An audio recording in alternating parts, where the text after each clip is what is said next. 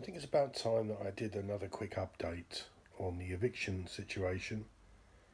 It's been incredibly stressful. We spent a few nights.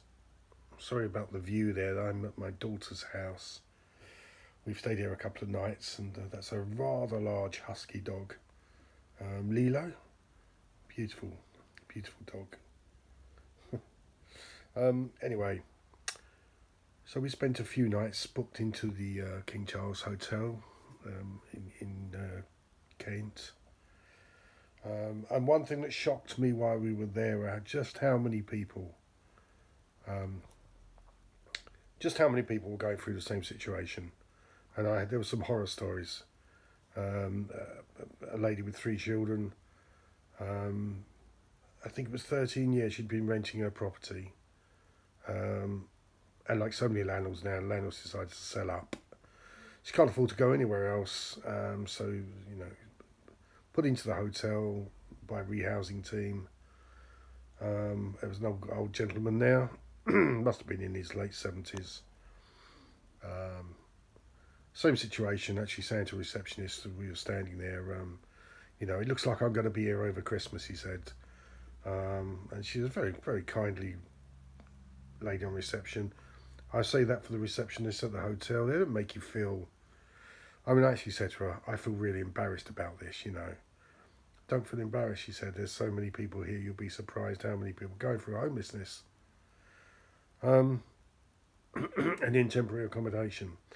And she said to the old chap that maybe don't give up. They may still find you somewhere. And he's saying, he thinks he's going to be there over Christmas. So many stories, so many people in that hotel. And now we've been given temporary accommodation. It's a little one-bedroom ground floor flat. We're allowed to take our little dog, which is not this big thing here, but that one over there. We are allowed to take her with us, which is good. But we're having...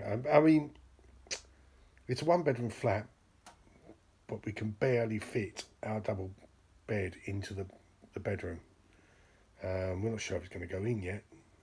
But my wife is over there with the kids, sorting things out, delivering stuff.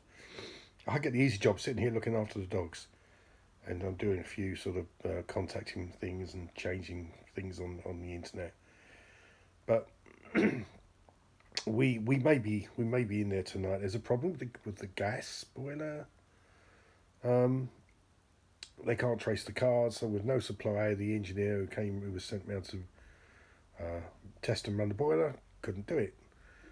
So we've had a bit of a stressful morning chasing around trying to get that sorted out, because obviously this afternoon you're not going to get an engineer or anybody for probably 4 days at least, 4 or 5 days.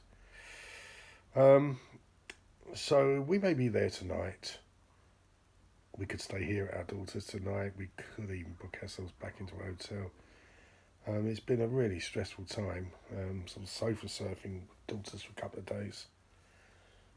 But I'm not complaining. We're going through this.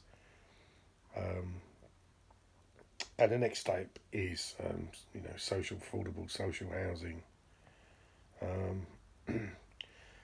As I was saying, we're telling people our story, and people are telling us their story, and there's so many stories, all leading to the same thing. Private rented is too expensive for people on limited income, even on so-called living wage.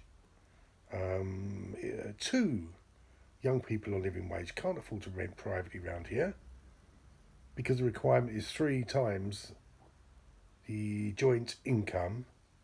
3 times the rent as a joint income. And rents around here are £1,000 to £1,500 a month. It's all dead money, that's the thing. You can't get a mortgage. They can't get a mortgage for that. When I got our first mortgage, 3 times I was working. I thought it was a pretty average job from school. I was working at IBC Magazines in the printing department. And we went into estate agents. I think it was 2.5 times or 3 times, whatever it was. Bought a nice Victorian 2-bed house in southeast London that's worth an absolute fortune now. And two young working people in that situation would never be able to afford to get a start home like that. There we go. Basically, the landlords are selling up, the private landlords. There are a lot of landlords who've been hit, of course, by the mortgage increase. In our particular case, I have to say we were paying £1,000 a month on a house that was an inherited property for the young landlord, or young landlady as I prefer to call her. There was no justification for that 25% rise morally. Financially, there was, because that's what they were going for. Last year was a 5% rise. Fine, that was under £50. This year, 25%, £250. There's no way we could find that. I'm counting down to my pension. I've got less than 4 weeks, I think. 4 weeks, and I'll be officially a pensioner. But okay, I'm going to stop it there. I've got a call. I'll upload this anyway.